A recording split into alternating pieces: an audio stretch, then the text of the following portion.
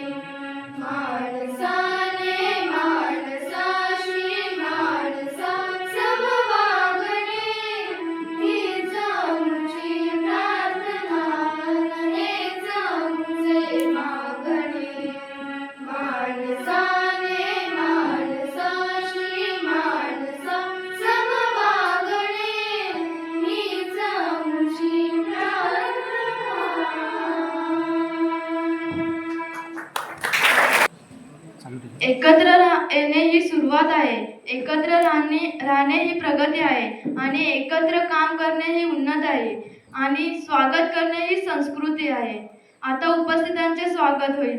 आजच्या कार्यक्रमाला लाभलेले न्यायाधीश तथा सचिव विधी सेवा प्राधिकरण आदरणीय आर पाटील साहेब यांचा सन्मान आमच्या प्रशाळेचे आदर्श मुख्याध्यापक कोळेकर सर यांना विनंती करते की त्यांनी शाळा आणि बुके देऊन यथोचित सन्मान करावा.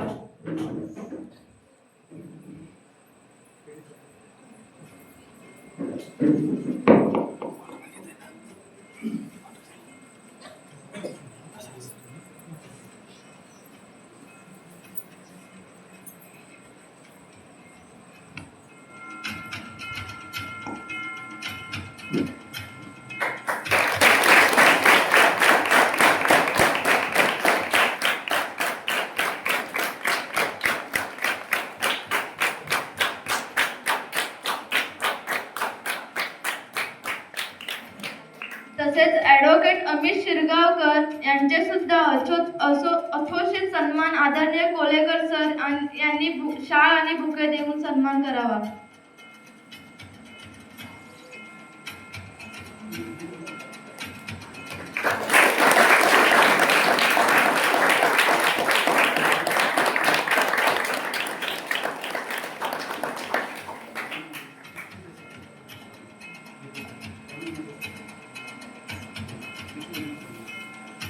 अरुण मोरे सर पुष्प देऊन सन्मान करत आहेत.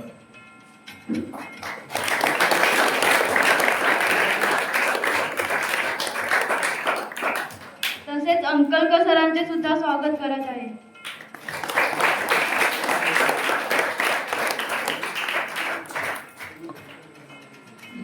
तसेच त्यांचे इतर कर्मचाऱ्यांचे सुद्धा सन्मान करावा.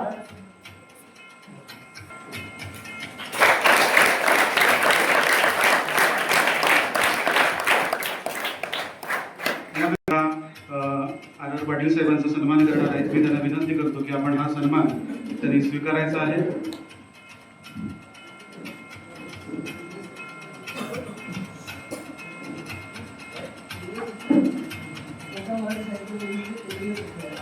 हा ठीक आहे, ओके. अंकल के सर सरांचा सन्मान करतात.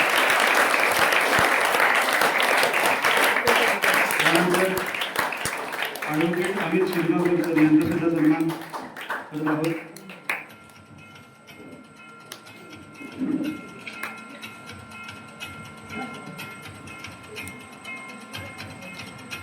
आणि पुन्हा एकदा यांच्याच वतीने आपल्या शाळेचे आदर्श मुख्याध्यापक कोळेकर सर यांचा सुद्धा सन्मान होत आहे आणि हा सन्मान स्वीकारायचा आहे. आदर्श मुख्याध्यापक हा पुरस्कार प्राप्त झालेला आहे.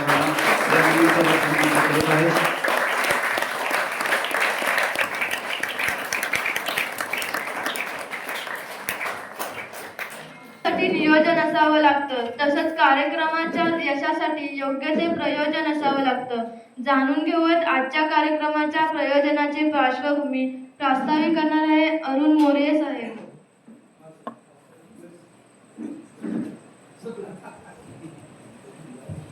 सगळ्यांना नमस्कार.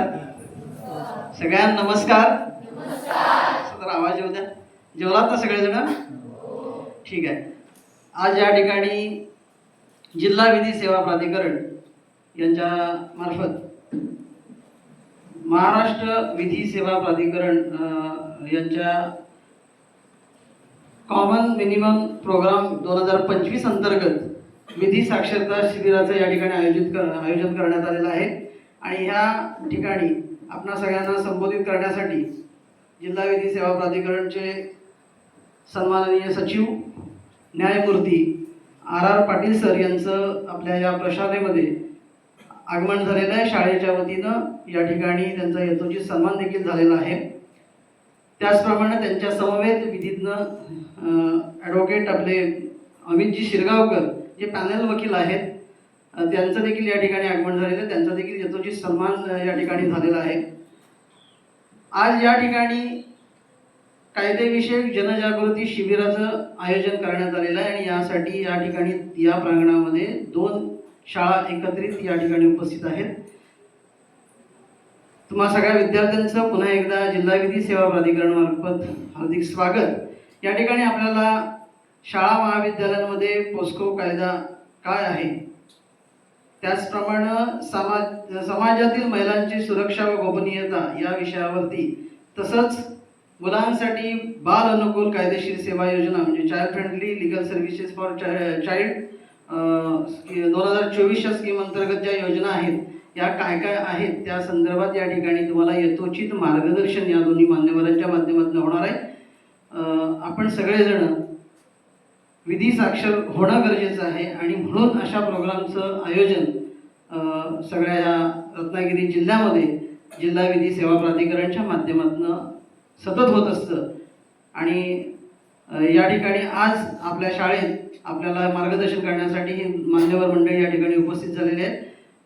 जास्त वेळ न घेता मी विधीज्ञ अमितजी शिरगावकर सर यांना विनंती करतो की आपण आपल्या विषयावरती मार्गदर्शन करायचं आहे.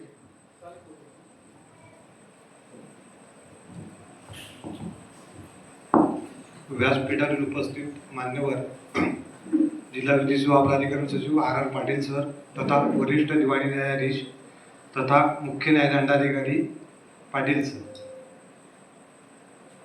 शाळेचे मुख्याध्यापक, व्यासपीठावरील अन्य मान्यवर, आपण सर्व शिक्षक वर्ग, आमच्या न्यायालयातील कर्मचारी वर्ग, या शाळेतील सगळे जे कर्मचारी आहेत ते यांना पहिले मी धन्यवाद देतो की तुम्ही आम्हाला इथे बोलण्याची संधी दिली. आणि इथे मी आलो. खरं तर तुम्हाला कळलं असेल की बळकटेच्या आवाजामध्ये किती ताकद होती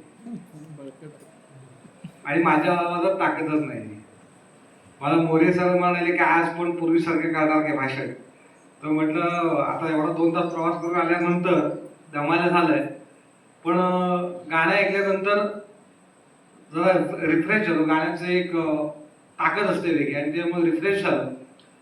आणि मग म्हणून मी आता ठरवलं की मी पुस्तकं आणलेलीच आहे, पुस्तकं आणलेली आहेत, कारण वकिलांनी कधी चुकीचं बोलू नये. आणि वकील जेव्हा बोलतात कोर्टासमोर सुद्धा कागदाच्या नोट्स असतात आणि त्या नोट्स समोर ठेवूनच बोलतो आम्ही, कारण आमच्याकडे काही चुकीचं जाऊ नये.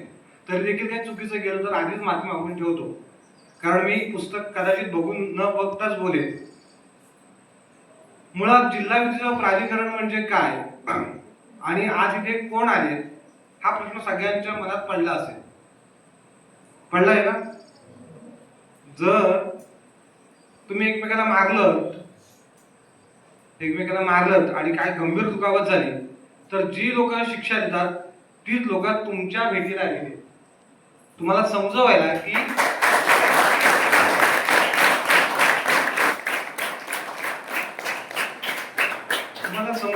समाजातले गुन्हे कमी करायचं काम आपण करू शकतो. हे साहेब आहेत ते विधीचं प्राधिकरण म्हणजे न्यायाधीश आहेत. न्यायाधीश बनायला आधी 12वी नंतर कमीत कमी 5 वर्षाचं लॉचं शिक्षण घ्यावं लागतं. 15वी नंतर कमीत कमी 3 वर्षाचं शिक्षण घ्यावं लागतं. ते शिक्षण घेतल्यानंतर त्यांना 3 वर्षाची वकिली करावी लागते. वकिली केल्यानंतर त्यांना पहिलं JMC कोर्टात म्हणजे तालुका न्यायाधीश बनावं लागतं आणि त्याच्यानंतर प्रदीर्घ कालानंतर त्यांना ही पोस्ट मिळते. आणि अशा पोस्टची व्यक्ती आपल्या गावात येणं हे आपल्यासाठी भाग्याचं प्रतीक आहे, कारण सरांचा पण बॅकग्राऊंड गावातनंच आलेला आहे, पण ते ह्या पोस्टला आहेत. मला असं वाटतं की तुम्ही देखील सरांच्या म्हणजे भविष्यात ह्या खुर्चीवर तुमच्यापैकी कोणतरी असावं. आणि हाच लिगल एडचा देखील एक हेतू असतो की आपल्या मुलांना, आपल्या गावातल्या मुलांना हे कळावं की समाजातले कायदे काय आहेत. कारण तुम्हाला सांगतो, कदाचित मला पण कायदे माहिती असते पूर्वी किंवा आमच्या जर कायदे असते तर कदाचित मी पण कुठेतरी जेलमध्ये किंवा कुठच्या तरी पोलिसांनी कुठेतरी मला गुन्ह्यात अडकवलं असतं. तेव्हा माहिती नव्हतं, कधी काही चुका घडून गेल्या. नारळ आपल्याकडे होळीला नारळ चोरतात, मजा म्हणून चोरतात, पण तो गुन्हा आहे तो मला आता कळायला लागलं. पूर्वी माहित नव्हतं, पण आता जर असं काय झालं जर कंप्लेंट फाईल झाली तर त्यासाठी शिक्षा आहे, माहिती आहे का? आता तुम्हाला एक परत प्रश्न पडला असेल की आज आम्ही इथे आलो तर हे कार्यालय नेमकं कुठे असतं? जिल्हा विधी सेवा प्राधिकरणाचं कार्यालय कुठे असतं? तर जिल्हा विधी सेवा प्राधिकरणाचं कार्यालय हे प्रत्येक तालुक्याच्या ठिकाणी जिथे न्यायालय असतं त्या तालुक्याच्या ठिकाणी प्रत्येक ठिकाणी जिल्हा विधी सेवा प्राधिकरणाचं, तालुका विधी सेवा प्राधिकरणाचं ऑफिस असतं. जिल्ह्याच्या ठिकाणी जे आमचं न्यायालय आहे जिल्हा विधी सेवा प्राधिकरण त्यांचं ऑफिस असतं. मग ह्या ऑफिसच्या अंतर्गत तुम्हाला काय फायदे आहेत? तर लहान मुलांवरती जर अत्याचार होत असतील, त्यांना एखाद्याच्या विरुद्ध केस करायची असेल, म्हणजे आई वडिलांच्या विरुद्ध नव्हे, त्यांना आज जाऊन डायरेक्ट धमकीत द्या की आम्हाला कुठे वकील भेटतात, तर तसं नाहीये. तर खरंच जर तुमच्यावरती अत्याचार होत असतील, तुम्हाला न्याय मिळत नसेल, तुम्हाला जर तुमची बाजू मांडायला वकील हवे असतील, तर तुम्हाला आमच्या कार्यालयामार्फत मोफत वकील दिले जातात. मोफत, नाही वकिलांची फी जास्त असते माहिती आहे ना. दुसरी गोष्ट, तुमच्या गावामध्ये जेवढ्या महिला आहेत त्यांच्यावरती कुठचा अत्याचार होत असेल तर त्यांना देखील मोफत वकील या जिल्हा विधी सेवा प्राधिकरणामार्फत दिले जातात. आता आपले मॅडम पाटील बसले आहेत, तर त्यांना देखील म्हणजे महिला आहात म्हणून तुम्हाला देखील जर काय उद्या अडचण आली तर आमच्या कार्यालयामार्फत मोफत वकील दिले जातात. आता पुरुष म्हणतील की मग आमच्यावरती अत्याचार का? तर ज्यांचं उत्पन्न 3 लाखांपेक्षा कमी आहे त्यांना देखील आमच्या कार्यालयामार्फत मोफत वकील दिले जाऊ शकतात. आता ही झाली आमच्या प्राधिकरणाची माहिती. मग आता माझ्याकडे जो विषय दिलाय पोक्सो ऍक्ट, तर तुम्ही म्हणाल पोक्सो ऍक्ट सांगायचं इथे सांगायचं कारण काय आम्हाला? तर माझ्या एक लक्षात आलं की मगाशी ज्या टाळ्या वाजल्या होत्या आम्ही सुरुवातीला जेव्हा आता आतमध्ये आलो, तर मला असं वाटलं की हा पोक्सो ऍक्ट सांगायला एक 43 एक सेक्शन आहेत, 46 सेक्शन्स आहेत. तर मला असं आतमध्ये आल्याला असं कळलं की टाळ्या जोरात वाजल्या. मला लगेच लक्षात आलं की लवकर आटवा, त्याच्यामुळे त्या टाळ्या असाव्या असं मला वाटतं. पण मला भाषण थांबल्यानंतर कळेल की हा जो काही वेळ घेणार आहोत तुमचा, हा तुमच्या टाळ्यातनं कळेल की बाबा खरंच आवडलं की नाही आवडलं सांगितलेलं.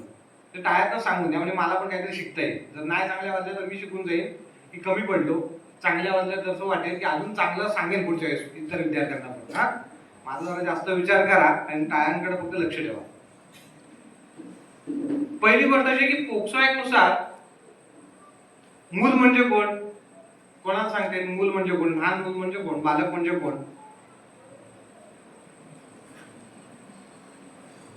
10 वर्षाचं मूल म्हणजे मूल, 18 वर्षाचं मूल म्हणजे मूल की 21 वर्षाचं मूल म्हणजे मूल?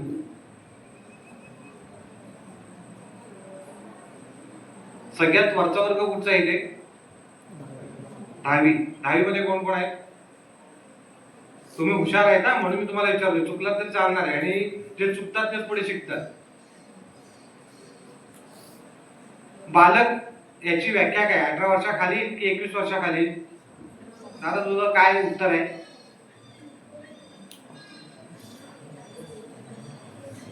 हा तोच 14 वर्षाखाली. तिकडे 10वीच्या मुली कोण आहेत तरी सांगा. बालक म्हणजे किती वर्षाखाली? किती?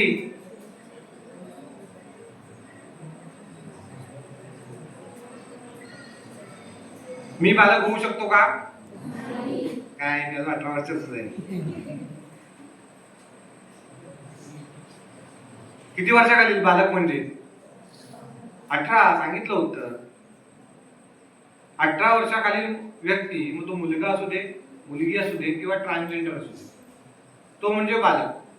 म्हणजे एखाद्या 18 वर्षाच्या खालच्या मुलग्यावरती, मुलीवरती किंवा ट्रान्सजेंडरवरती 18 वर्षावरच्या व्यक्तीने, म्हणजे मुलगा असू, पुरुष असू दे, महिला असू दे किंवा ट्रान्सजेंडर असू दे, ह्याने जर अत्याचार केला तर तो पोक्सो कायद्याअंतर्गत गुन्हा घडतो.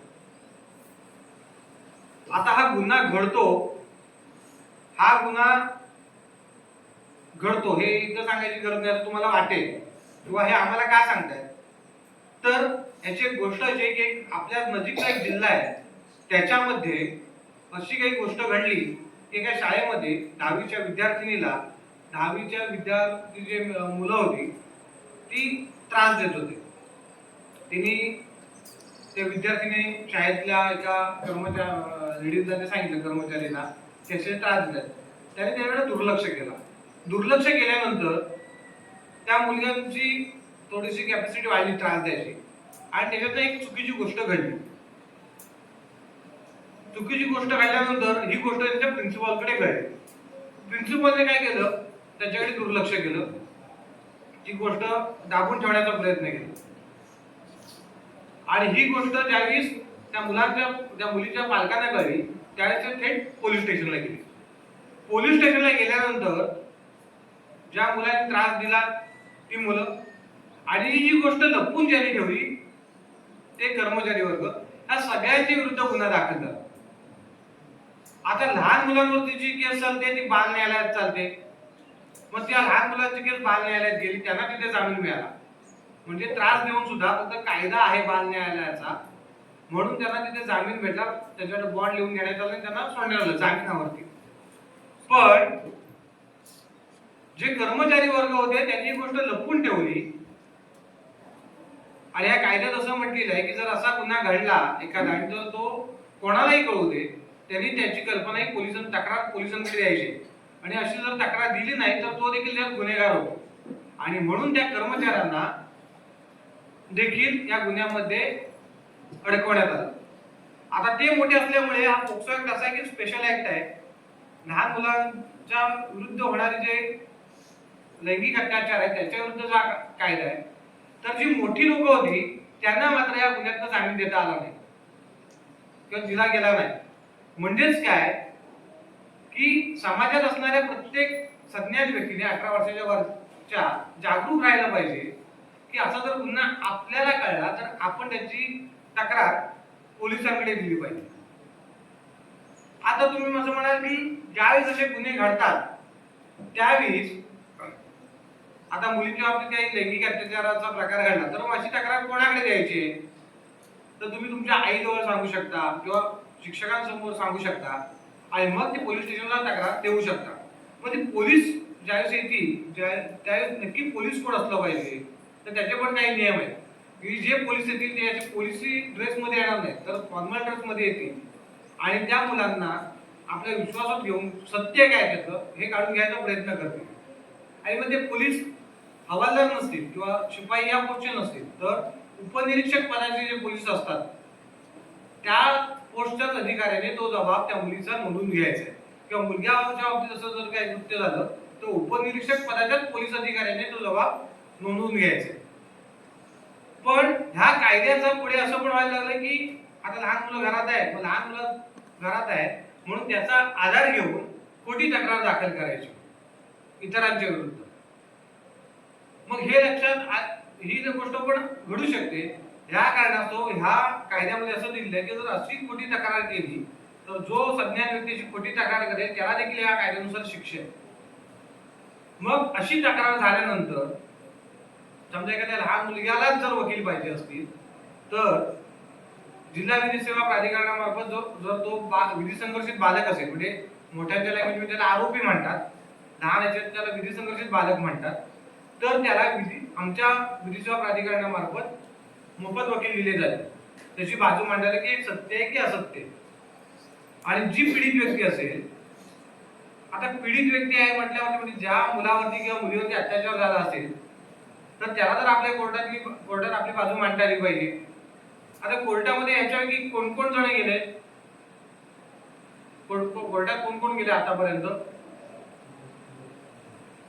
कोर्टात यायला कोणाकोणाला आवडेल? न्यायाधीश बनायला कोणाकोणाला आवडेल? चांगली गोष्ट, म्हणजे याच्यापेक्षा आमच्यापेक्षा पुढे काहीतरी आहे बहुतेक तुमच्या मनात. तर समजा असा जर अत्याचार झाला आणि तुम्हाला जर कोर्टातली लँग्वेज माहित नाही, मग कोर्टामध्ये एक विशिष्ट पद्धती असते त्याच्यानुसारच केस चालते, मग त्यावेळेस तुम्हाला मदत कोण करणार? त्यावेळेस तुम्हाला कोर्टात कसं उभं राहून बोलायचं कोण सांगणार? पण त्यावेळेस देखील तुम्ही आमच्या कार्यालयाशी संपर्क साधून आम्हाला वकील द्या, आम्हाला मदत करण्यासाठी अशी मागणी करू शकता आणि आमच्याकडनं तुम्हाला ते वकील दिले जाऊ शकतात आणि ती मग केस कशी चालवायला पाहिजे, कशा पद्धतीने पुढे गेलं पाहिजे हे आमचे वकील तुम्हाला मार्गदर्शन करत असतात. आता तुम्ही म्हणाल की हे सगळं तुम्ही आम्हाला इथे का सांगायला आलाय? आम्ही तर शाळेत शिकतोय, आम्हाला काय सांगायची गरज नाही. तर उद्या तुमच्या सोबत नाही पण इतरांसोबत असा जर गुन्हा घडला तर त्याला या लीगल एड मार्फत मदत मिळू शकते. या पोक्सो अंतर्गत जर ती पीडित महिला असेल तर तिला वकील मोफत मिळू शकतात. हे देखील या कायद्यातच म्हटलेलं आहे. म्हणून या गोष्टीचा प्रचार होण्यासाठी म्हणून आम्ही इथे आलेलो आहोत. पुढची गोष्ट अशी आहे की ह्या गोष्टी सांगण्याचा मुख्य हेतू हा असतो. वाचून झालं काय? समजलं नाही बोलतोय ते की वेगळ्या अजून पद्धतीने सांगू वेगळ्या पद्धतीने वाचून सांगू काय? आवाज. तर ह्या सगळ्या गोष्टी ह्या लिगल मार्फत तुम्हाला मोफत पुरवल्या जातात आणि ह्या गोष्टी तुमच्या मार्फत इतरांना कळल्या पाहिजेत म्हणून हे जे आयोजन केलेलं असतं ह्या गोष्टी सांगण्याचं ते मुद्दामून असतं.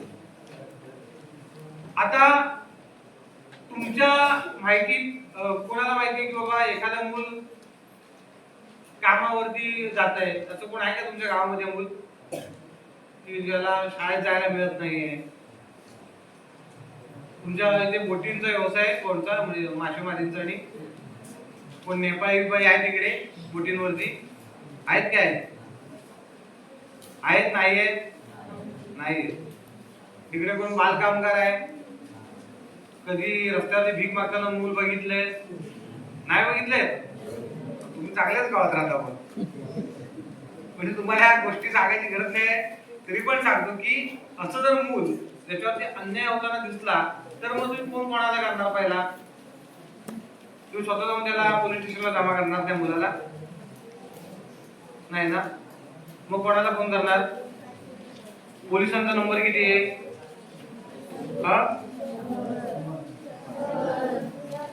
कोणतं नाव आहे? उत्तर आहे 100. कोणतं उत्तर आहे? घरात जाऊन मोबाईल कोण वापरतं? घरात जाऊन मोबाईल कोण वापरतो? मोबाईल कोणाकडे आहे? आई वडिलांकडे. अँड्रॉइड वापरताना सगळे मोबाईल. परत एकदा चेक करा नेटवरती पोलिसांचा नंबर कुठचा आहे? 112 आहे. 100 पूर्वी होता, आता तो चेंज झालाय. 112 नंबर आहे पोलिसांचा कॉल करायला. आणि लहान मुलांवरती अत्याचार असतील तर कोणाचा किती नंबर आहे? मग चाइल्ड लाईन एक संस्था आहे, ती अशी लहान मुलं जर काम करत असतील तर त्यांना मदत करते. किती नंबर आहे? तुम्हाला माहिती आहे म्हणजे आमचे नलावड्याच्या नंदीवाले साहेब इकडे आले आहेत का? मग मोरे सरांनी सांगितलं काय तुम्हाला? अरे मोरे सर कसे बोलतात? तुमच्या शाळेचे विद्यार्थी, तुम्ही एवढे घाबरून बोलताय, मला भीती वाटायला लागली. एकतर काय प्रॉब्लेम आहे मी सांगतो ते समजत नाहीये किंवा माझ्यात काहीतरी कमतरता आहे असं मला वाटतंय. आता समजतंय काय तुम्हाला? नक्की समजतंय काय? खरंच समजतंय काय? नक्की? खरंच नक्की? मी असं विचारत नाही ना एक तासभर. तर ह्या नालसा स्टेम्स आहेत, म्हणजे जी स्कीम आहेत लहान मुलांच्या, त्याच्यामध्ये ह्याच गोष्टी सांगितलेल्या आहेत की तुमच्यावरती जर अत्याचार होत असतील तर तुम्हाला कायदेशीर काय काय मदत मिळू शकते. तुम्हाला वकील मिळू शकतात, जे तुमच्या केसेस चालू शकतात. तुम्हाला एखादी समजा लहान मुलं असेल गावात, त्याच्या आई किंवा वडील नाहीये, असं कोण आहे का तुमच्याकडे? नाही. असं चुकून कोण दिसलं तर त्याला शासनाच्या काही काही योजना असतात, त्या आधारे मदत मिळू शकते, त्याला पैसे मिळू शकतात. म्हणजे एखाद्या मुलाचे आई वडील नसतील, आई किंवा वडील नसतील किंवा आई वडील दोन्ही नसतील तर त्याला तुम्ही जर ही माहिती त्याच्या घरापर्यंत पोहोचवली की बाबा तुला या स्कीमद्वारे पैसे मिळू शकतात, किंवा तुम्ही जर आमच्या कार्यालयाशी संपर्क साधला की एक मुलाचा अनाथ आहे, त्याला माहिती, त्याला मदत मिळवून द्या, तर हे काम आम्ही करतो. आणि म्हणूनच ह्या गोष्टी तुम्हाला माहिती नसतात, म्हणून त्या कळवण्यासाठी म्हणून आम्ही तुमच्यापर्यंत पोहोचत असतो. समजतंय का? काय झालंय बरेच दिवस ना मी जरा मोठ्या मोठ्या लोकांच्या सभा घेत असल्यामुळे मला परत त्या लहान वयात घुसायला मला थोडासा प्रॉब्लेम होतोय. आणि साहेब नवीन असल्यामुळे तुमच्या अँगलने जर गेलो तर मी चुकून एक दोन असे चुटकुले मारले तर मला असं वाटतं की परत तुम्ही येऊन दादा असं काय बोलून गेला तसं म्हणू शकता, म्हणून मी त्या भाषेत बोलत नाहीये. पण ह्या सगळ्या गोष्टी समजण्यासाठी खरं सांगा, आता मोबाईल कोण कोण वापरतं घरी? सगळ्यांना मराठी येतं काय वाचता? इंग्लिश? मग घरी जायचं आणि पोक्सो ऍक्ट म्हणून टाकायचं. पोक्सो ऍक्ट म्हणून टाकायचं. त्या पोक्सो ऍक्ट मधल्या फक्त वरच्यावर अभ्यास करायचा, वाचून घ्यायचे काय आहेत ते. युट्यूबला गेला तरी त्याच्या सगळे सेक्शन्स येतात. मी वरच्यावर तुम्हाला माहिती दिली आहे. मी काय चुकीचं सांगितलेलं नाही, पण अजून काही काही गोष्टी राहिल्या आहेत त्या रिअलाइज करायच्या किंवा त्या बघून घ्यायच्या. आणि जे 2024 चाइल्ड फ्रेंडली लिगल स्टेप्स आहेत तुमच्यासाठी फायदेशीर गोष्टी, त्या आपण जाऊन नेटवरती चेक करायच्या. कारण मला कळतंय तुम्ही टाळ्या वाजवत नाहीत अजून, तरी पण कळतंय की आता फक्त घेतलं पाहिजे. ठीक आहे, तर मी माझं भाषण संपू तर टाळ्या वाजवा, नाही तर मी अजून चालू ठेवतो पुढे. आता थांबा ना, चालू ठेवतो.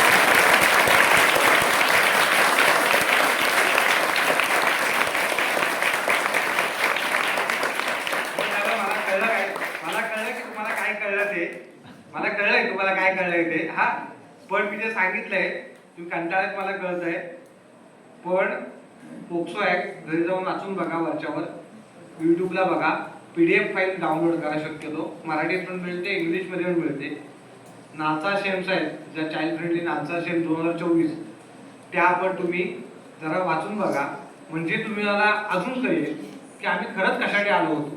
कारण हे सगळं सांगत होतो तर नक्की एक दोघं जण झोपतील असं दिसतंय मला इकडून. त्याच्यामुळे मी ते सांगायचा प्रयत्न करत नाहीये. हा, आणि माझ्याकडनं काय चुकलं असेल, माझ्याकडनं सांगायत मी कमी पडलो असेल तर मला माफ करा. आणि तुम्ही मला एवढ्या शांतचित्तेने न टाळ्या वाजवता ऐकून घेतलं, त्याच्यावर मी तुमचे आभार मानतो आणि माझे 2 शब्द संपवतो. जय हिंद, जय महाराष्ट्र.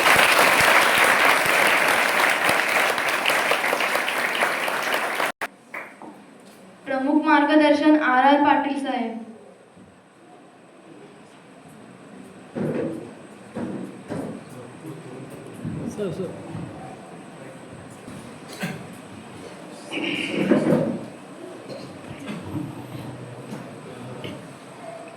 आपल्या शाळेचे आदर्श मुख्याध्यापक कोळेकर सर,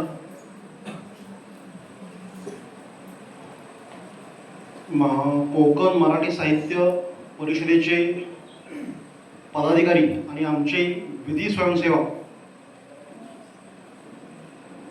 मौर्य साहेब, त्यांचे दुसरे सहकारी पदाधिकारी कोकण मराठी साहित्य परिषदेचे, आमचे panel advocate Shirgaonkar, advocate Shirgaonkar, सर्व शिक्षक वृंद आणि विद्यार्थी मित्रमैत्रिणी. जिल्हा विधी सेवा प्राधिकरण म्हणजे काय किंवा आजचा कार्यक्रम कुठल्या विषयावर आहे त्याची तोंड ओळख, प्राथमिक माहिती आपल्याला शिरगावकर वकील साहेबांनी दिलेली आहे. तरी पण थोड्याशा काही वेगळ्या, याच विषयावरच्या काही वेगळ्या गोष्टी मी आपल्याला सांगतो.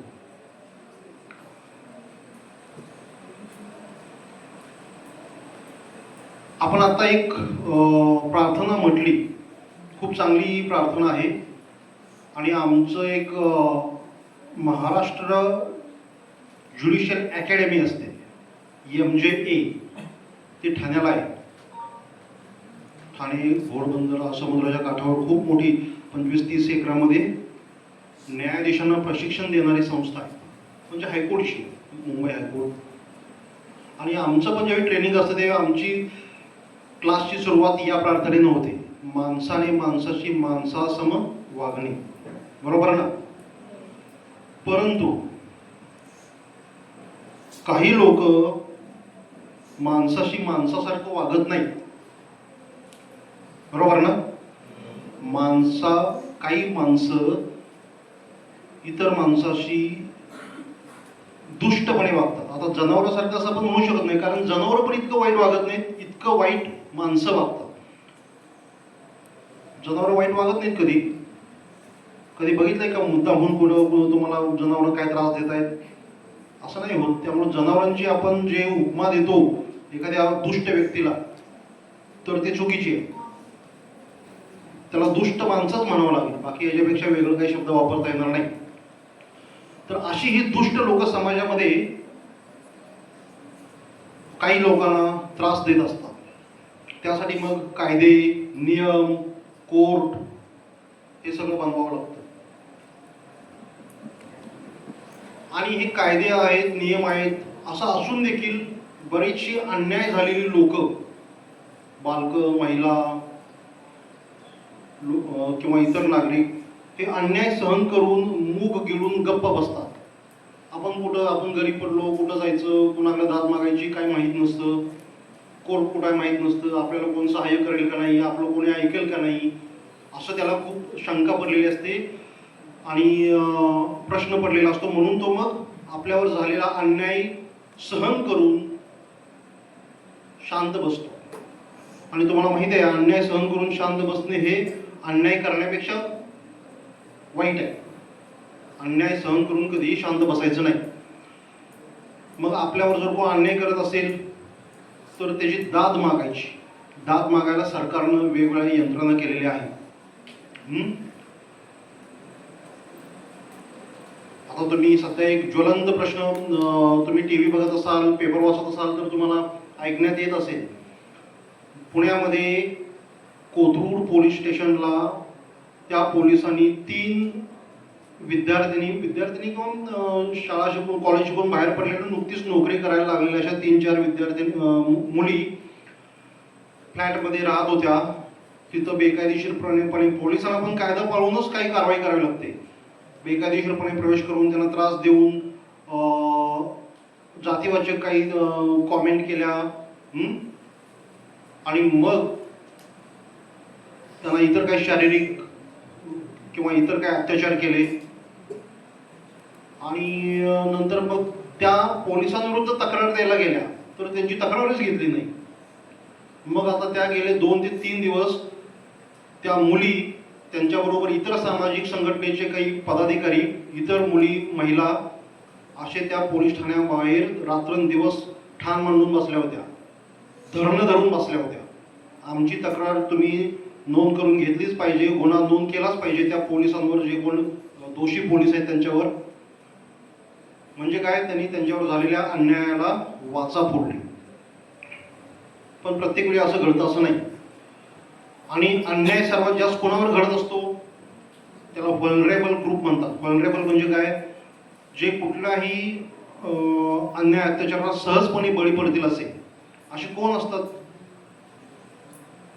मुलं. सगळ्यात म्हणजे लहान मुलं, लहान मुली, लहान मुलं किंवा स्त्रिया आणि वृद्ध लोक हे सहजपणे कुठलाही अन्याय अत्याचाराला बळी पडत असतात.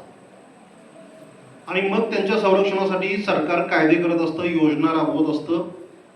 परंतु या योजनांची माहिती आपल्यापर्यंत नसते आणि म्हणून ही माहिती आपल्याला द्यायला आम्ही आलेलो आहोत. वकील साहेबांनी सांगितलं जिल्हा विधी सेवा प्राधिकरण म्हणजे काय, कशा पद्धतीने काम चालतं.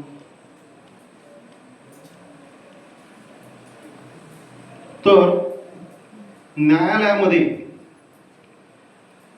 दाद मागायला लोक येतात, पण तिथं वकिलांना फी द्यावी लागते. कोर्टामध्ये दावा दाखल करायचा म्हणलं तर पैसे, कोर्ट फी स्टॅम्प द्यावा लागतो. इथून रत्नागिरीपर्यंत जायचं, गाडी भाडं, इथला खडा होणार कामाचा, एवढं नुकसान सहन करून आपल्याला न्याय तिथं मागायला जावं लागतं. आणि गरीब माणसं ते करू शकत नाहीत, मग ते काय गप्प बसतात, मगाशी मी सांगितलं त्याप्रमाणे. मग त्यासाठी एक सरकारनं कायदा तयार केलेला आहे, लीगल सर्व्हिसेस अथॉरिटी ऍक्ट 1987. या कायद्यानुसार आपल्या भारतीय राज्यघटनेमध्ये आर्टिकल 39A यानुसार प्रत्येकाला न्याय मिळेल याची हमी दिलेली आहे, प्रत्येकाला. मग हा न्याय मिळण्यासाठी गरिबानं काय करायचं, गरिबानं पैसे नाहीत म्हणून गप्प बसायचं का, तर नाही. या आर्टिकल 39A खाली प्रत्येक तालुका न्यायालय असेल, जिल्हा न्यायालय असेल, उच्च न्यायालय असेल आणि सर्वोच्च न्यायालय असेल, अशा ठिकाणी विधी सेवा प्राधिकरणांची स्थापना झालेली आहे. आणि या विधी सेवा प्राधिकरणामार्फत सगळ्यात महत्त्वाचं काम केलं जातं ते म्हणजे गरजू लोकांना मोफत विधी सेवा, सल्ला, सहाय्य दिले जातात. म्हणजे वकील साहेबांनी सांगितलं की मोफत वकील दिला जातो. अगदी सुप्रीम कोर्टापर्यंत जर तुम्हाला केस लढायची असेल तर तालुका न्यायालयापासून. त्याचबरोबर विधी सेवा प्राधिकरण काय करतं, लोक न्यायालय भरवतं, मध्यस्थीच्या माध्यमातून आपले काही वाद असतील ते सामोपचारानं, तडजोडीनं, समझोता करून मिटवतं. म्हणजे तुमचा लोकांचा वेळ, पैसा, श्रम वाचेल, असं जिल्हा विधी सेवा प्राधिकरणचं काम असतं. आणि असे अवेअरनेस प्रोग्राम घेणं, लिगल अवेअरनेस प्रोग्राम, कायदा साक्षरता शिबिरं घेणं. तर आज आम्ही, कायदे अनेक आहेत तुम्हाला माहीत असतील, पण आपल्यासाठी, आपल्या शाळेसाठी आम्ही कुठला विषय निवडलाय तर पोक्सो ऍक्ट आणि safety and privacy of women in the society, फार महत्त्वाचे प्रश्न आहेत हे, ज्वलंत प्रश्न आहेत. दररोज कुठं ना कुठं काही ना काही घटना घडत असत आहेत, गावात, शहरामध्ये, वेगवेगळ्या राज्यांमध्ये. बस स्थानकावर घडते, रेल्वेमध्ये घडत आहेत, विमानात सुद्धा घडत आहेत, हॉस्पिटलमध्ये घडत आहेत, शाळेत घडतंय, एखाद्या कंपनीमध्ये घडतंय, एखाद्या सरकारी कार्यालयामध्ये घडतंय, सगळं असे हे घटना घडत आहेत. एवढे कायदे करून देखील महिला सुरक्षित नाहीत, बालकं सुरक्षित नाही. आणि म्हणून याबाबत जागरूकता करण्यासाठी आम्ही आपल्यापर्यंत आलेलो आहोत. आजच्या कार्यक्रमाचा उद्देशच तो आहे. आता बालकं कोणाला म्हणायचं, बालकांचे अधिकार काय, हे वकील साहेबांनी तुम्हाला सांगितलं. कसं असतंय समाजामध्ये, मी आता जसं सांगितलं, दुष्ट लोक असतात. ते आपलं कुठलीही इच्छा असेल तर ती गैरमार्गानं, अवैध मार्गानं पूर्ण करून घ्यायचा प्रयत्न करत असतात. समजा त्याला पैसे कमवायचे असतील तर तो चोरीच करेल, तर इतर काही हे असेल तर वाईट मार्गांचा ते अवलंब करतात, दुसऱ्यावर अन्याय अत्याचार करतात. आणि मग असे लोक आपल्या भावनांच्या पूर्ततेसाठी, लैंगिक भावनांच्या पूर्ततेसाठी म्हणा, बालकांचा, लहान मुलींचा, त्यांच्यावर अत्याचार करतात, त्यांचा वापर करतात. आता त्या एखाद्या व्यक्तीनं मोठ्या महिलेला काही अशा पद्धतीनं त्रास दिला तर ती महिला लगेच तक्रार करेल, प्रतिकार करेल, त्याला आवाज उठवेल, त्याच्या विरोधात गुन्हा दाखल करेल. पण लहान मुलं काय करतात, लहान मुलांना काही माहिती नसतं. अगदी वय वर्ष, म्हणजे वर्ष पण नाहीच, 4-5 महिन्याच्या मुलापासून अत्याचार व्हायला सुरुवात होते. लहान 4-5 वर्षाची मुलगी आहे, तिला चॉकलेट देऊन देखील काहीतरी अन्याय अत्याचार केला जातो. तुम्हाला बॅड टच, गुड टच शिकवलं जातं ना, माहिती आहे ना. हे का सांगितलं जातं की असे विकृत, दुष्ट प्रवृत्तीचे लोक सहज साध्य किंवा ज्याला इझी प्रेम म्हणतो, सोपे शिकार, ही मुलं ठरतात, लहान मुलं आणि मुली. आणि असं जर काही त्या मुलावर अन्याय अत्याचार झाला तर त्या मुलाच्या मानसिकतेवर परिणाम होतो, त्याच्या शारीरिक आणि मानसिक वाढीवर त्याचा परिणाम होतो. ते मूल अंतर्मुख बनतं, घाबरं होतं. आणि बऱ्याच वेळा म्हणजे काही मुलं मुली तर काही तुम्ही ऐकलं असेल किंवा वाचलं असेल, आत्महत्या करण्यापर्यंत काही गोष्टी होतात. त्यांचं जीवन भावनिक विश्व जे असतं ते उद्ध्वस्त होतं. मनाचा कोण मारा होतो. बोलावं कसं, कुणाला सांगावं, लोक आपल्यालाच, आईवडिलांना सांगितलं आईवडील आपल्यालाच रागवतील, शिक्षकांना सांगितलं, मित्रांना सांगितलं तर ते आपल्याला मित्र हसतील, अशी त्यांच्या मनामध्ये भीती असते. आणि मग ते त्याचं व्यक्तिमत्व दुभंगलेलं बनतं. आणि असे जर अन्याय अत्याचार व्हायला लागले तर आपली सगळी पिढी जर अशी नवीन पिढी अशा पद्धतीनं जर ती बाद होणार असेल तर ते आपल्या देशाचं, समाजाचं नुकसान आहे. आणि असं होऊ नये म्हणून त्या मुलांनाच थोडंसं शहाणं करणं, काही गोष्टी सांगणं, काही बेसिक प्राथमिक गोष्टी सांगणं, किंवा ती मुलं ज्या मोठ्या लोकांच्या संपर्कात येणं, त्यांना देखील काही महत्त्वाच्या गोष्टी, कायद्याच्या तरतुदी सांगणं, जेणेकरून चुकून पण त्यांच्याकडून या पोक्सो कायद्यानुसार किंवा त्या अंतर्गत गुन्हा होऊ नये. आम्ही असे बरेचसे कार्यक्रम घेतो, अगदी हॉस्टेलमध्ये घेतो. हॉस्टेलमध्ये रेक्टर असतात, सफाई कामगार असतात, सुरक्षा रक्षक असतात, मेसमधले कोणी काका मावशी असू शकतात, गावामध्ये आपल्या आजूबाजूला राहणारे, शेजारी राहणारे काही आपण काका म्हणतो, मामा म्हणतो, कोण असतील, भाऊ बंधकीतले असतील, अशी लोक असतात. शाळेमध्ये असतात, शिक्षक असतील, शिपाई असेल, बरेचसे प्रकार घडतात. मध्यंतरी बेलापूरला जो प्रकार झाला ठाण्यामध्ये, तो तुम्हाला माहीत असेल, लहान मुलीवर अत्याचार झाला, त्या स्वीपरनंच काहीतरी अत्याचार केला. हे असे प्रकार घडत आहेत आणि हे वाढत आहेत. दररोज तुम्ही आता मध्यंतरी मागच्या 15 दिवसापूर्वी मी पेपरला वाचलं, इथंच रत्नागिरी तालुक्यातच असेल, एका मुलीला शाळा सुटल्यावर ती मुलगी निघाली होती घरी, तर त्या शिक्षक आले, म्हणाले तुला मी सोडतो गाडीवरनं.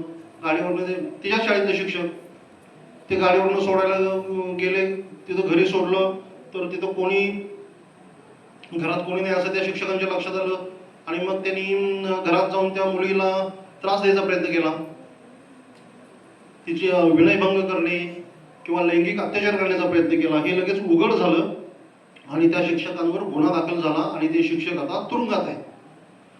तर protection of children from sexual offences, POCSO, बालकांचे लैंगिक अत्याचारापासून संरक्षण असं या कायद्याचं नाव आहे. बालकांचे लैंगिक अत्याचारापासून संरक्षण.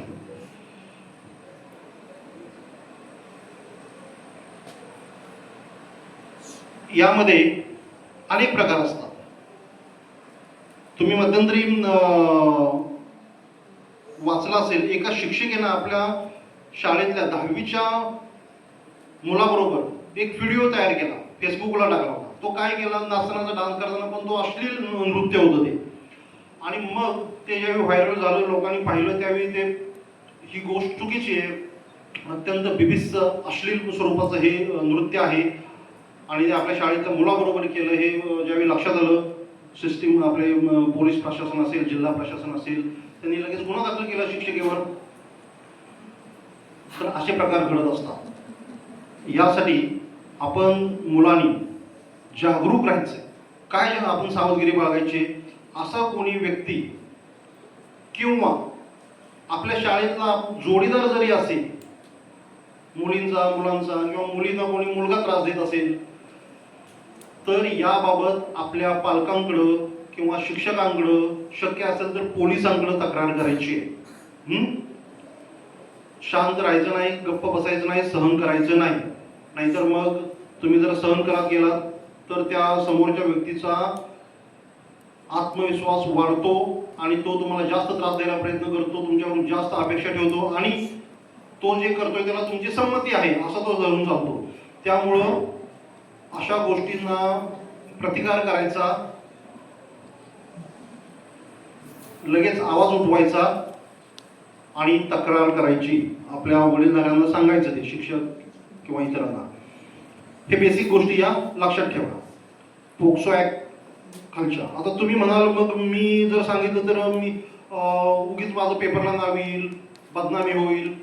तर या पोक्सो खालचे जे गुन्हे असतात त्याच्यामध्ये बालकांचं नाव कुठंही उघड केलं जात नाही. ते अत्यंत गुप्त ठेवलं जातं, कॉन्फिडेन्शियल ठेवलं जातं. अजिबात नाही. कुठं पेपरला जर दिलं नाव तर त्या पत्रकारांवर कारवाई होते, त्या पेपरवर कारवाई होईल. आम्हाला पण न्याय निर्णयामध्ये किंवा इतर कुठल्याही याच्यामध्ये ते त्या पीडित बालकाचं किंवा त्या मुलाचं नाव हे हाईड करून ठेवावं लागतं. म्हणजे त्याला त्याचं नावाचा उल्लेख करायचा नाही. पीडिता म्हणायचं, पीडित व्यक्ती म्हणायचं, पण नावाचा उल्लेख करायचा नाही. असं आमच्यावर पण ते बंधनकारक आहे. त्याची आयडेंटिटी डिस्क्लोज करायची नाही, त्याचं कोणालाही नाव समजू द्यायचं नाही. कोर्टामध्ये पण ही खूप काळजी घेतली जाते. कोर्टामध्ये शक्यतो महिला न्यायाधीशांकडेच ती केस चालली जाते. महिला वकीलच असतात. त्या आरोपीचं आणि त्या पीडित व्यक्तीचं किंवा मुलाचं नजरानजर होणार नाही एवढी पण काळजी घेतली जाते. त्या आरोपीला एका काचेच्या बंद पिंजऱ्यामध्ये, रूममध्ये बसवलं जातं. त्याला बाहेरचं दिसत नाही, पण बाहेरच्या मुलीला तो मात्र दिसतो. एवढी तरतूद केलेली असते. त्याचे तपास जी करायचा आहे तो सुद्धा महिला PSI किंवा पोलीस अधिकाऱ्यांनी करायचा आहे. शक्यतो ती महिला असेल. एवढे कायद्यामध्ये कडक तरतुदी केलेल्या आहेत. या कायद्यानुसार जर गुन्हा केला तर त्या व्यक्तीला जामीन मिळत नाही. पोक्सो ऍक्ट नुसार जर गुन्हा केला आणि मग बऱ्याच वेळा मुलांमध्ये पण घडतं. 15-16 वर्षाची मुलं असतात, मग त्या मुलाला बालगृहामध्ये ठेवलं जातं, जे असे कोणी अत्याचार करणारे असतात त्यांना. आणि त्या मुलांच्या विरोधात बाल न्याय मंडळासमोर खटला चालतो किंवा चिल्ड्रन्स कोर्ट म्हणून आता नवीन संकल्पना आली, त्याच्यामध्ये पण हा खटला चालतो. तर आपण सर्वांनी याबाबत जागरूक राहावा. स्वतःबाबत असेल किंवा इतरांबाबत असेल काही असं घडत असेल तर ते वरिष्ठांच्या तुमच्या वडीलधाऱ्यांच्या नजरेला आणून द्या, त्यांना माहिती करून द्या आणि असे गैरप्रकार होण्यापासून आपल्याला सर्वांना ते थांबवायचं आहे, जेणेकरून समाजात एक निरोगी, सुदृढ, मानसिकदृष्ट्या भक्कम, खंबीर अशी एक पिढी निर्माण होईल. त्या अनुषंगानेच आज आपला एक दुसरा विषय आहे,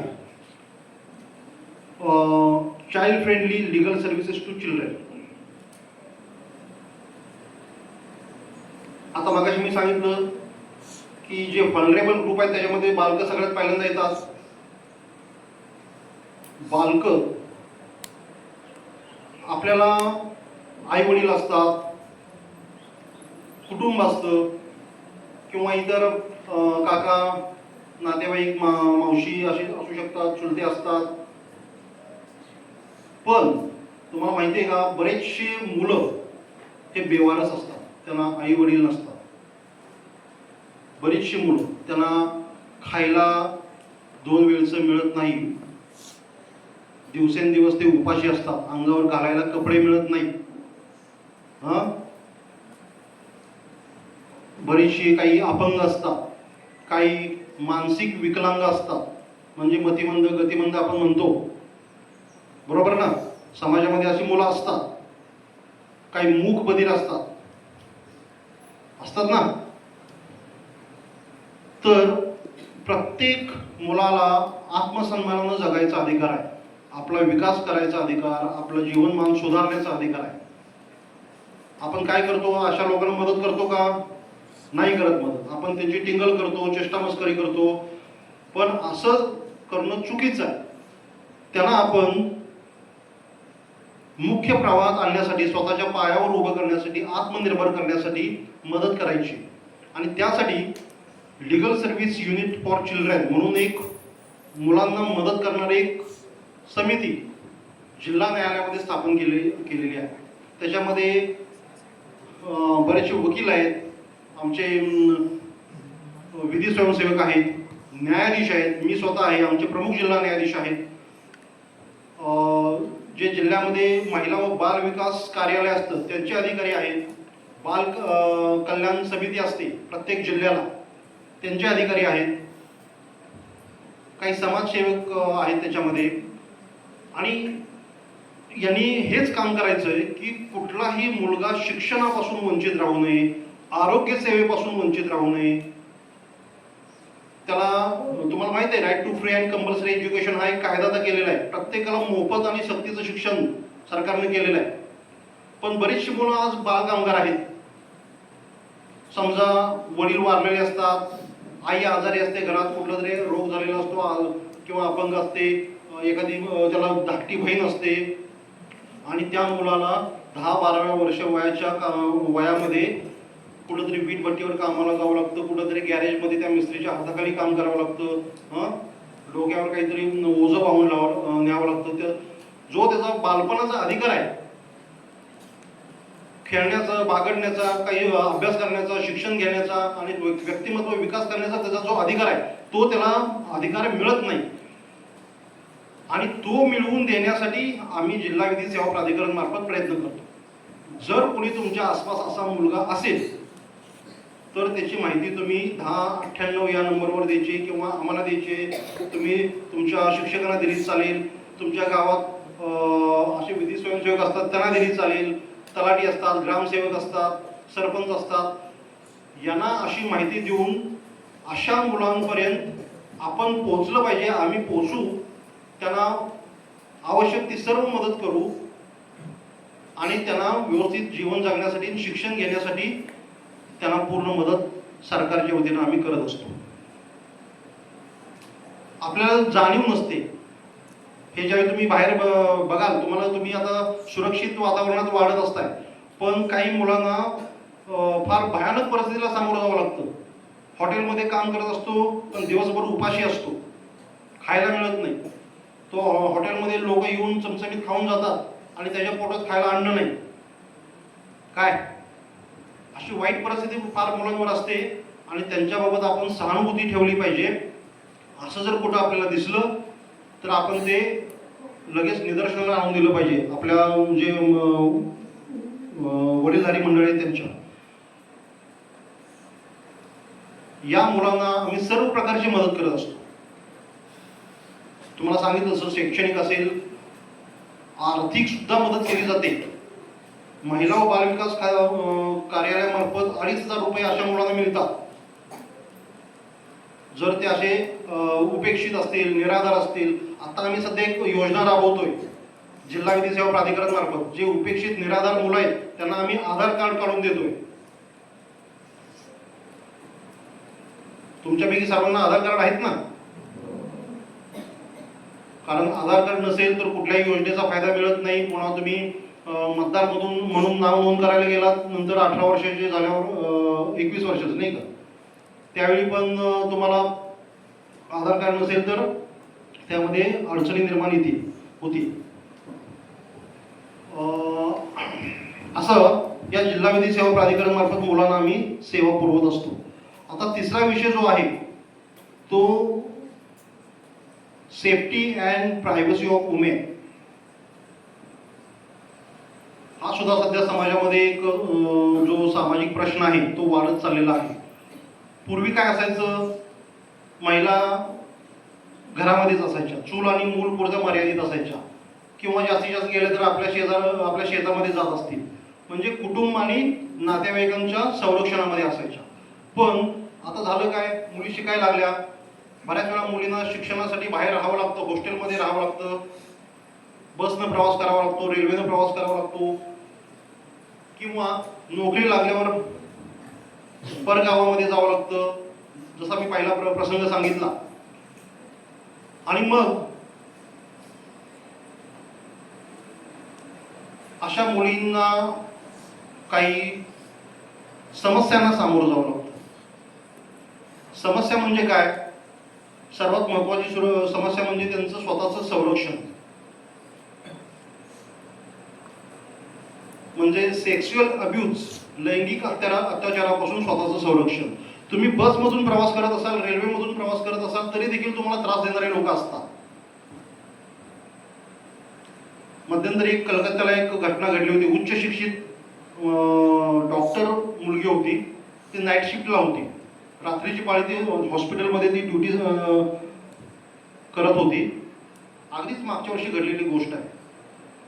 तर त्या मुलीला कोणीतरी रात्रीचा तिथं एक व्यक्ती गेला, माथेपुरू किंवा विकृत व्यक्ती, आणि तिच्यावर लैंगिक अत्याचार करून तिचा खून केला.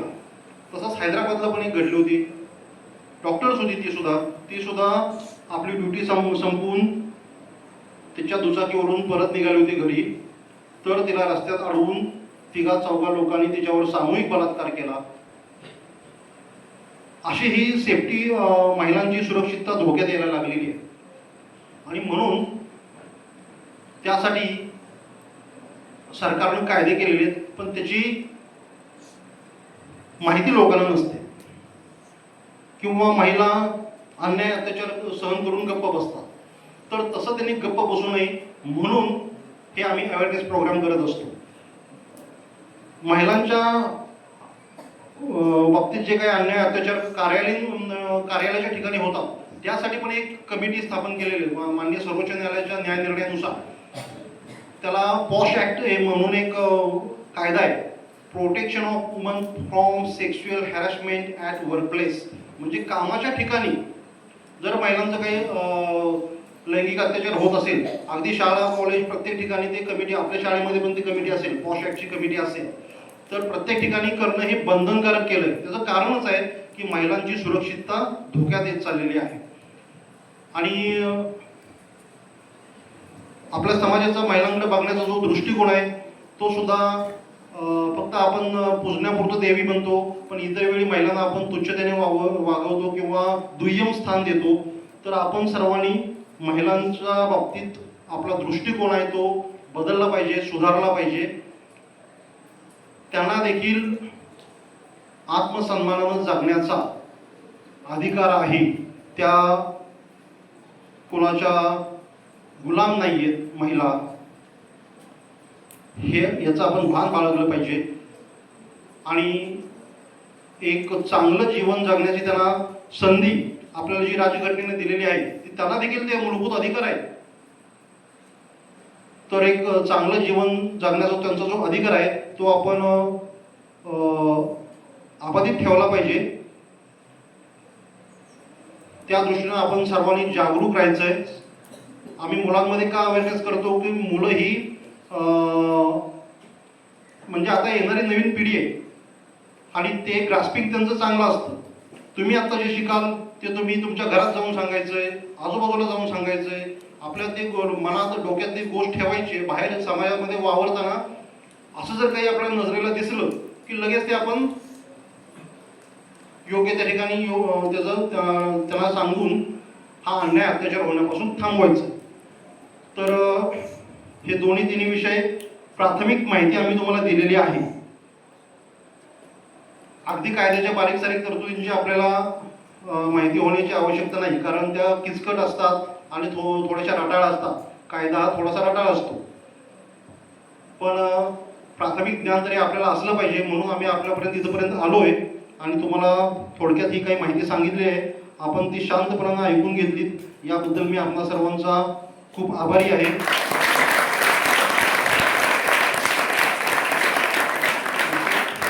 आपल्याला सांगायचं, मी आता इथं बसल्या बसल्या ही चित्र पाहिली, अत्यंत उत्कृष्ट चित्र काढलेली आहे. कोणी तुमचे कलाकार कोण कोण आहेत? हे जे चित्र काढले ते बाहेर वनभोजनाचं चित्र काढलेलं दिसतंय, ते एक चांगलं आहे. हे या बाजूला एक ते आहे, ते सुद्धा चांगलं आहे. ते बादली आणि काकडी वगैरे ते फार सुंदर चित्र आहे. इकडं स्वामी विवेकानंदांचं ते एक चांगलं चित्र आहे. कोण आपल्यापैकीच आहेत का आधीच्या विद्यार्थ्यांनी काढले? हा हा पेढे सरांनी काढले. बरं बरं, फार छान काढले चित्र. पेढे सर म्हणजे मी पण पेढे सरच आहे. बरं बरं बरं. तुम्ही म्हणालात ते मी काढले आणि ते माझ्या काकाने काढले. अरे वा, बेस्ट बेस्ट, फार सुंदर चित्र काढलीत. आणि ते खालचं ते वनभोजनाचं काढले ते कोणाला? ते मी काढले. अरे वा, बेस्ट, फार छान चित्रकला तुमची. तर तुम्ही सुद्धा आता इतक्या चांगल्या शिक्षकांच्या मार्गदर्शनाखाली तुम्ही घडताय म्हणजे निश्चित त्या तोलामोलाचे किंवा त्यांच्यापेक्षा चांगले चित्रकार बनवू शकताय. सरांकडून त्याच्या काही टिप्स असतील, त्याचं ज्ञान असेल ते घ्या. आणि तुमची शाळा निश्चित चांगली आहे, कारण मोरे साहेबांसारखे माझे विद्यार्थी आहेत तुमच्या शाळेचे, आणि त्यांच्याकडे बघून आम्हाला असं वाटतंय की ही निश्चित सुसंस्कार देणारी आणि चांगले विद्यार्थी घडवणारी शाळा आहे. तुमच्या शाळेसाठी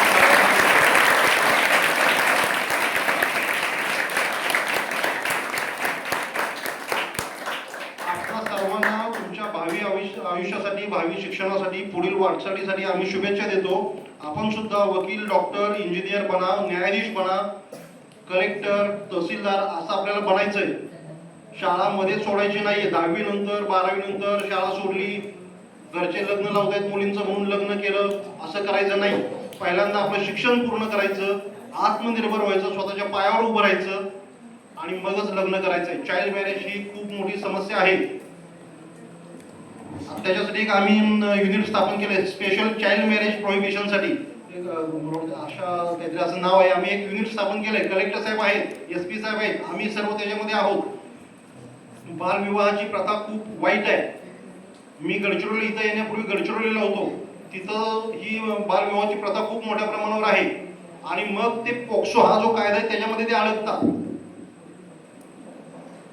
18 वर्षाच्या आतली मुलगीचं लग्न झालं की ती गरोदर राहिली की दवाखान्यात जाते. दवाखान्यात गेले की डॉक्टर तपासताना त्यांच्या लक्षात येतं की हिचं वय 18 वर्षापेक्षा कमी आहे. मग ते डॉक्टर पोलिसांना सांगतात, पोलीस येतात आणि त्या मुलीच्या नवऱ्याला, आई वडिलांना अरेस्ट करतात आणि तुरुंगात टाकतात. मग तुम्ही म्हणाला आमचं तर लग्न झालेलं आहे. तर 18 वर्ष वयाच्या पेक्षा कमी मुलीशी शारीरिक संबंध ठेवणं, भले तिच्या संमती नसला तरी तो गुन्हा आहे. काय, हे फार महत्वाची गोष्ट लक्षात ठेवा. 18 वर्षापेक्षा कमी वयाच्या मुलीशी तिच्या संमतीनं असला तरी शारीरिक संबंध ठेवता येत नाही. आणि त्यामुळं जर नवरा जरी असला आणि त्यानं शारीरिक संबंध ठेवले तर तो गुन्हेगार या पोक्सो कायद्यानुसार ठरतो. त्याच्यावर गुन्हा दाखल होतो, तो तुरुंगात जातो आणि मग वर्ष 2 वर्ष त्याला तुरुंगात काढावे लागतात. तर या कायद्याच्या तरतुदी लक्षात ठेवा आणि चांगल्या पद्धतीनं आपल्या जीवनाची प्रगती करा. एवढं बोलून मी माझे 2 शब्द संपवतो. थँक्यू.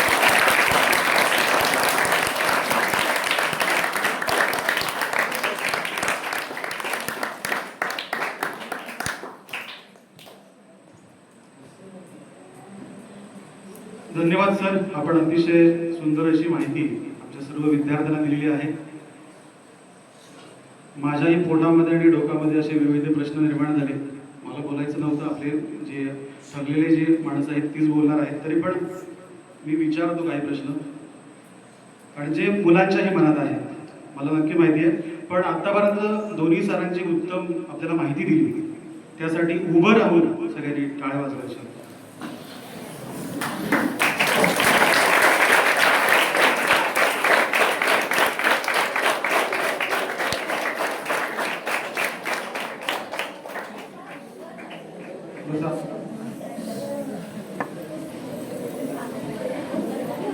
हा, बोलू नका. आतापर्यंत आपण सुंदर असा कार्यक्रम पाहिलेला आहे, चांगलं ऐकलेलं आहे. चित्रपटामध्ये आपण या व्यक्तींना 2 बघत आलेलो आहे. खऱ्या आयुष्यात कधी आपण कोर्टाची पायरी चढलेलो नाही. असं वाक्य पण आहे की शहाण्याने कधी कोर्टाची पायरी चढू नये, म्हणजे चुकीचं आहे. कारण शहाणीच माणसं तिकडे असतात आणि हुशार माणसं असतात. आत्ताच आपल्यासमोर न्यायाधीश आदरणीय आर पाटील साहेबांनी एवढं खूप माहिती सांगितलेली, पण आपण जेव्हा चित्रपटात बघतो तेव्हा त्यांच्याकडे डायलॉग कमीच असतात आणि वकील साहेबांकडे हे डायलॉग जास्त असतात. पण सरांनी खूप मस्त सांगितलं, खूप चांगली माहिती सांगितली. आपण अतिशय शांत चित्ताने ऐकत होतात. हे तुमच्याकडे बघितल्यानंतर कळत होतं, तुम्ही कंटाळलेले नव्हता, ऐकत होता. खूप महत्वाचा विषय आहे. पण तिथे 2 वकील असतात आणि वकील सुरुवातीला असं कार्यक्रम म्हणजे असं होतं की मी खरं बोलेन, खोटं बोलणार नाही. पण त्यातला एखादा वकील खोटाच्या साथीनं जात असतो असं मला वाटतं. म्हणजे ते बाजू मांडण्याचा प्रयत्न करत असतात, पण ते असंच असतं, एक बाजू खरी असते आणि एक बाजू खोटी असते. असंच होत असतं ना. तुम्ही पण पाहिलं ना हे, म्हणजे आपण हे चित्रपटामध्ये बघितलेलं आहे, खऱ्या आयुष्यामध्ये आपण हे कधीही बघितलेलं नाही. तसंच मी कार्यक्रम संपल्यानंतर माझी एक अडचण तुम्हाला सांगणार आहे. आता कार्यक्रमात सांगत नाही, त्याच्या संदर्भात तुम्ही मला मार्गदर्शन करावं. आता एवढी माणसं आपल्याकडे आली आहेत आणि हे चांगला योग आपल्याकडे येतो की आपल्याकडे आपले जे आपल्या प्रशालेचे मुख्याध्यापक आहेत कोळीकर सर, या सरांमुळे आमच्याकडे खूप चांगली चांगली माणसं येत असतात, त्यांची ओळख होत असते आणि त्यांच्या ओळखीचा फायदा आपण आपल्या भविष्यात करू शकतोय. हा एक फायदा आहे. हा फक्त माझाच नाहीये, तर माझ्या सर्व सहकाऱ्यांचा आहे आणि तुमचा सुद्धा आहे. समजा तुम्हाला अशी एक अडचण निर्माण झाली, जर तुम्ही या 2 व्यक्तींकडे गेलात, मी गोळीकर सरांची विद्यार्थिनी आहे, मी गोळीकर सरांचा विद्यार्थी आहे, अशी मला मदत कराल का? नक्कीच जाणीवपूर्वक तुमच्याकडे हे नक्की लक्ष देतील अशी मला अगदी खात्री आहे. यानंतर आपल्यासमोर मार्गदर्शन करण्यासाठी किंवा आपलं मनोगत व्यक्त करण्यासाठी मी अंकल सरांना विनंती करतो. विद्यार्थी मित्रांनो नमस्कार. मंचावरती उपस्थित सर्वच मान्यवर पदाधिकारी, माननीय न्यायाधीश महाराज आणि तुम्ही सगळे माझे लाडके विद्यार्थ्यांनो, सरांनी जो धागा मांडला तो म्हणजे शहाण्याने कोर्टाची पायरी चढू नये. पण पहिल्यांदाच असं आम्ही पाहतोय मागील 1-2 वर्षापासून, कदाचित आधी पण असेल, पण अरुण त्या प्रवाहात असल्यामुळे 2 वर्षापासून आम्हाला त्याची माहिती मिळते की कोर्ट ह्या सगळ्यांना शहाणं करण्यासाठी समाजामध्ये येत आहे. ही एक नवीन परिवर्तनाची नांदी आपल्याला म्हणायला हरकत नाही. सर, डॉक्टर बाबासाहेब आंबेडकर नेहमी म्हणायचे त्यांच्या भाषणामध्ये, त्यांच्या लिखाणामध्ये की जोपर्यंत शासन आणि प्रशासन एकमेकाच्या हातामध्ये हात घालून चालत नाही तोपर्यंत तळागाळातल्या लोकांना घटनेचा अर्थ कळणार नाही. त्याचं हे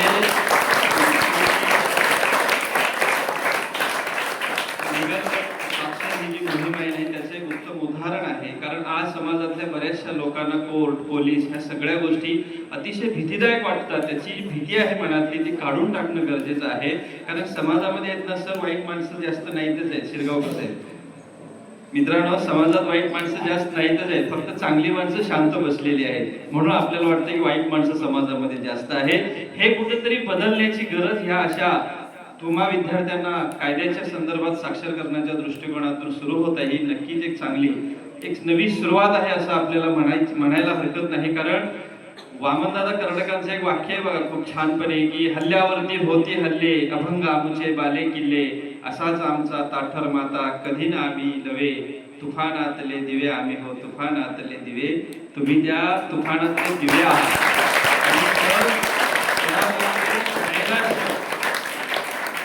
समाजामधलं नैराश्य, समाजामधले अज्ञान, समाजामधले अंधश्रद्धा या दिव्यांना सर कुठेतरी फडफडायला देत नाहीये, मोठं व्हायला देत नाहीये, पुढे येऊ द्यायला देत नाहीये. त्याला कारण कुठेतरी वेगळी सांगितली जातात, ती तुमच्या माध्यमातून कुठेतरी वेगळ्या दृष्टिकोनातून पाहिली जातात. मी खरोखरच तुम्हा सर्व या टीमचं मनापासून कौतुक करतो. मागे 2-2.5 माझ्यामध्ये कोविडच्या नंतर हे किंवा त्या दरम्यान सुरू झालं किंवा आधी पण सुरू झालं असेल माहिती नाही, परंतु तेव्हापासून खऱ्या अर्थाने आम्हाला ग्रामीण भाग अनेक कार्यक्रम या अरुणच्या माध्यमातून, थूळ होते त्यांच्या माध्यमातून वेगवेगळ्या महाविद्यालयांमध्ये वेगवेगळ्या गावामध्ये झाले. त्या विद्यार्थ्यांना तुम्ही सुद्धा लक्षात ठेवा की आपल्याला जसं शिरगावकर सरांनी सांगितलं, या खुर्चीवर तुम्ही बसलं पाहिजे. हे बसण्यासाठी जे काही लागतं ना त्याची सुरुवात इथे आहे. आज या ठिकाणी माननीय R.R. पाटील साहेब, R.R. पाटील या शब्दाबद्दल मला प्रचंड आदर आहे बरं सर, कारण त्यांच्यामुळे मी शिकलेलो आहे, त्या R.R. पाटलांच्यामुळे. म्हणून R.R. पाटील मी परवा नाव वाचलं, म्हटलं कदाचित नाव साधर्म असेल, कदाचित कर्तृत्व सुद्धा त्याच्यापेक्षा किंवा त्याहूनही मोठं होणार आहे याची आपल्याला शंका नाही. असो, तेवढं तुमच्या मनामध्ये कुठेतरी जाज्वल्य असलं पाहिजे. या एका व्यक्तीच्या एका निर्णयावर अनेकांचं भवितव्य अवलंबून असतं, ते हे न्यायाधीश असतात. आणि असे न्यायाधीश तुम्हाला येऊन सांगतात की तुम्ही कायद्याबाबत सज्ञान व्हा. ही नक्कीच एक आपल्यासाठी अभिमानाची बाब आहे. मी कोळेकर सरांचं हे कौतुक करतो, सर्व समितीचंही कौतुक करतो की आपण खूप मोलाचा वेळ या विद्यार्थ्यांसाठी देत आहात. बाबासाहेबांनी त्यावेळी संविधान लिहिलं सर, लिहिलं गेलं ठीक आहे, पण ते कुठेतरी चौकटीमध्ये न पाहता त्याच्या बाहेर आलं पाहिजे, बाहेर येऊन या विद्यार्थ्यांपर्यंत पोहोचलं पाहिजे. कारण हे देशाचे आधारस्तंभ आहेत, हे देशाचे नागरिक आहेत. कारण संविधानाला जाणणारे आपल्याला सगळे माहिती असतात, पण संविधानाला जाणणारे यांच्यासारखे माणसं तुम्हाला कुठेतरी वाचायला लावण्यासाठी येत आहेत. मी पुन्हा एकदा त्या सगळ्यांना मनापासून धन्यवाद देतो, शाळेला धन्यवाद देतो, मला बोलण्याची संधी दिला त्याबद्दल तुम्हाला मनापासून ऋण व्यक्त करतो आणि याच ठिकाणी थांबतो. जय हिंद, जय भारत.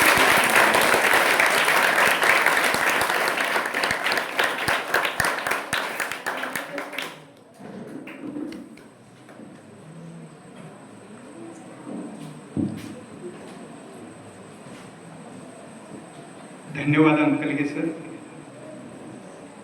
गेले तास दीड तास एका वेगळ्याच विषयामध्ये आपण सर्वजण गढून गेलेले होतात. थोडासा समजायला हा विषय कठीणच आहे, कारण मीही त्या विषयाचा एक विद्यार्थीच आहे. असं म्हणतात की काही योग असतात, काही योगायोग असतात आणि काही महायोग असतात. या कला दालनामध्ये आजवर अनेक मान्यवर येऊन गेले, पण कधी काळी या आमच्या कला दालनामध्ये आदरणीय न्यायाधीश साहेब यांचे पाय लागतील असं आम्हाला कधी वाटलं नव्हतं. पण तोही आज योग आला, त्यामुळे साहेब तुमचे कौतुक करावं तेवढं कमीच आहे. इतक्या मोठ्या पदावरील व्यक्ती या पदावर जाणारी व्यक्ती किती चौकस असते, या व्यक्तीची नजर कशी चौफेर असते याचं इथल्या इथंच तुम्ही उदाहरण पाहिलं. त्यांनी जी चित्रची नावं घेतली ती चित्र ही युनिक होती आणि ती बरोबर अतिशय चांगल्या म्हणजे आमच्या काही शिक्षकांनी काढलेली असतील, काही विद्यार्थ्यांनी काढली असतील. ती नजर होती. आल्याबरोबर त्यांनी या शाळेमधील बरीचशी माहिती घेतली, मी त्यांना आपुलकीनं दिली. माझ्याही मनामध्ये थोडंसं दडपण होतं, पण आल्यानंतर सहज एखादा मित्रासारखं त्यांचं वावरणं, बोलणं, सहजतेनं चौकशी करणं आणि आपुलकीची लगेच कुठेही किंतु परंतु न ठेवता दाद देणं, हा दिलखुलासपणा मला त्यांचा निश्चितच आवडला. आणि इतक्या सहज हा विषय आहे तो खरंच पेडेसर कठीण आहे. तुम्ही म्हणालात की शहाण्याची पायरी, शहाण्यानं कोर्टाची पायरी चढू नये. आता मला असं वाटायला तुम्ही पायरी चढू का नको, कारण माझं आता माझं दुसरं वर्ष आहे. दुसरं वर्ष झाल्यानंतर कदाचित मला पण पायरी चढावी लागेल. आणि पण शहाण्याने ती चढली पाहिजे. कारण बाकीच्या लोकांच्या स्वातंत्र्य अबाधित ठेवायचं असेल, त्यांना न्याय मिळवून द्यायचा असेल, तर त्यांना ती पायरी चढावी लागते. ती आपुलकीनं म्हणजे हौसेनं नसते, पण इतरांच्या न्याय हक्कासाठी असते. ते आपण लक्षात घेतलं पाहिजे. अगदी आपण नेहमी असं म्हणतो की आजचा विषय होता तो खूप का महत्वाचा आहे, की वणवा जो लागतो तो एकदम धडाधूम एकदम लागत नाही. सुरुवातीला वणवा लागतो तो एखाद्या काड्याच्या पिटीच्या, एका माचीच्या, एका काडीने लागतो. तो एका थेंबाने पण विजू शकतो. पण एकदा का वणवा भडकला की मग मात्र ते आग, अग्निशामकचे अनेक बंब जरी आणले तर ती विजत नाही. म्हणून सुरुवातीलाच आपल्यावरती जेव्हा अन्याय होतो, अत्याचार होतो, सर्वात अगोदर जे बळी पडतात ही लहान मुलं. साहेबांनी आपल्याला सांगितले की लहान मुलं, लहान मुली, स्त्रिया आणि वृद्ध. त्यामुळं आपण वेळीच समोरच्याचा कावा ओळखून आपण जागरूक राहणं हे अत्यंत महत्वाचं आहे. आपण स्वतः सजग असू, जागृत असू, तर पुढच्याचे मनसुबे धुळीला मिळाल्याशिवाय राहणार नाही. हे तुम्ही लक्षात घ्या. या ठिकाणी आमच्या शिरगावकर सरांनी सुद्धा खूप चांगल्या पद्धतीचं मार्गदर्शन केलं. त्याच्यानंतर अगदी चौकार षटकार मारत अतिशय या विषयाची कठीणता असताना देखील अतिशय सहजतेनं हा विषय आदरणीय आरत पाटील साहेब यांनी तो गुंफला. शेवटच्या सत्रामध्ये आताच नुकतेच आमचे या ठिकाणी आलेले अंकलगे सर, गेले अनेक दिवस मी अंकलगे सरांनी इथे यावं, त्यांनी बोलावं मला असे मी म्हणत होतो. तेव्हा तुमच्याबाबत सुद्धा मी लगेच एक काव्याची लाईन तयार केली. तुम्ही म्हणाल की तुम्ही तुफानातले दिवे आहात, असं तुम्हाला ते म्हणाले. तुम्ही तुफानातले दिवे आहात, पण तुमचे एक व्याख्यान सुद्धा आम्हाला इथं हवे आहे. लक्षात घ्या.